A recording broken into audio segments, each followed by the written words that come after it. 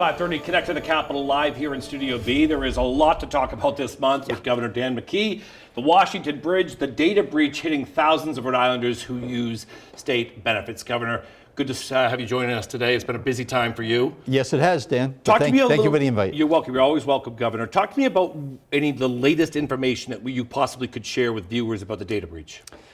So one, we've been out trying to make sure that people knew there was a data breach, and having press conferences, asking people to go to cyberalert.ri.gov. That's where the most up-to-date information is. Right. The calling center. The idea that we really want people to go and protect their credit, and there's a whole, advisory on that. And then as far as like getting the system back up, we're meeting regularly with our IT department, making sure that we're following what we have a cybersecurity plan in place. So we're going through that process.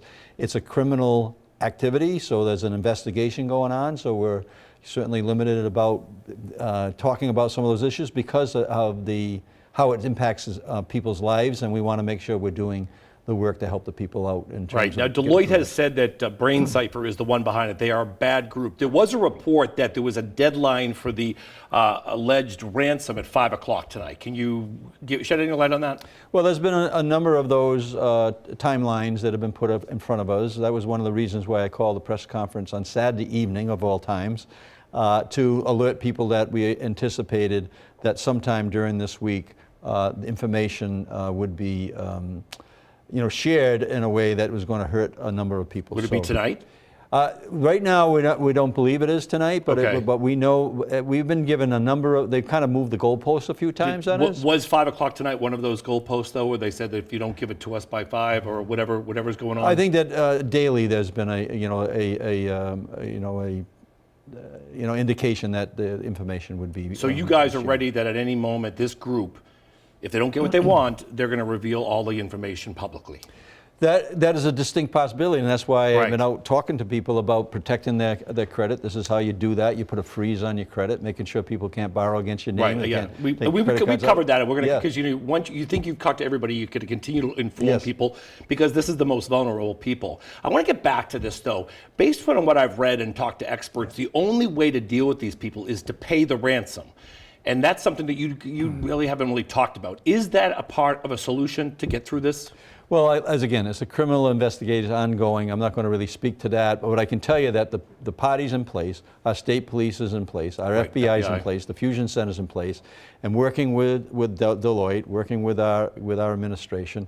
So those conversations are ongoing, Dan, but I really can't. But wouldn't it come to you to make the end of decision, though, if they said, hey, we want, I don't know, $2 million, wouldn't they have to turn to you and say, Governor, what do you want to do, pay or not pay? Wouldn't you have the final say or no? Yeah, so I think that we'll follow the procedures again, and I know that you want to get an answer from me on that. No, I know you can answer so many things, but I think you understand that people's information is at risk, and we want to make sure that we're following the advice that we're getting from our state police in particular, and also the authorities that are investigating the criminal matter. But it sounds as though every day there's discussions going on between the bad guys and the good guys with the threat of information being revealed. Is that fair to say? Yes. Okay. And they are bad guys, right? Based on your dealings with them. And these are cyber criminals that are bad actors, and that's why we're being so cautious about the criminal side of this. Yes. And again, we keep on talking about the customer service, and thank you for reporting that. And we'll continue to do that. We want to help viewers. You want to help the citizens that you represent. Let's talk about the warning signs from the Auditor General back in April. Did we ignore them? Did we not look at them? Does the buck stop with you?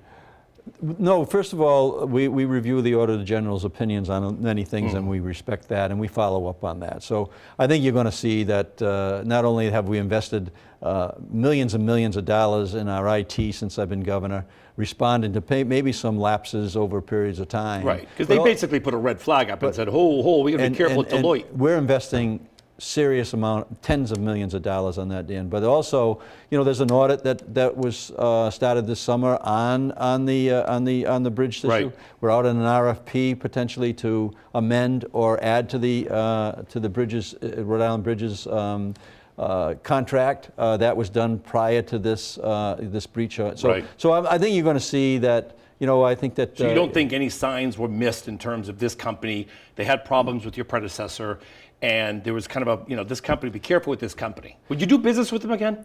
Well, if you asked that question a month ago, I would have, yes. Yes, because that was the criteria, the conversation I had when we extended the agreement.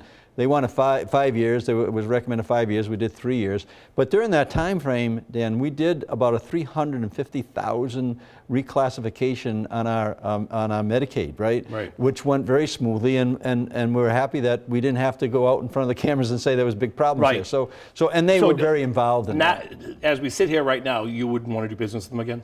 No, I'm not going to say that either. Okay. Because in your discussions with them, is it cordial or is it not cordial? Of course, it's cordial. Okay. And I had conversations with the very people that I had discussions with back in June of 21 this week, and they're trying to make sure that we're providing the service that they need to give the benefits that they need, and we're looking to protect people's identity. And any cost that's incurred, I'm assuming Deloitte will pay it, not taxpayers. That's built into our contract. Okay, let me ask you this last question, and as honest as you can be. If the state, or if you're advised to pay a ransom to the bad guys, will you let taxpayers know you're going to do that? If that happens, of course. Okay. Will it be taxpayer money or Deloitte money? Well, first of all, I don't know whether we're going to get that, Dan. Okay. So it's a little early to speculate on that, right? But of course, we're trying our best to make sure that people get advance notice on this instead of holding off, right? And so letters will be sent out if in fact information is made public, right? And then there'll be protection there, consumer protection on credit that'll be provided to anybody that's impacted here. Right. I want to get to Washington Bridge quickly. We got a viewer question on Facebook from Maureen Gallo, who talks about once you whittle down the 2 contract bids, which you have, then there's a 6-month process, and someone felt that was a very long process. Is that too long? And I know they have to come up with a plan.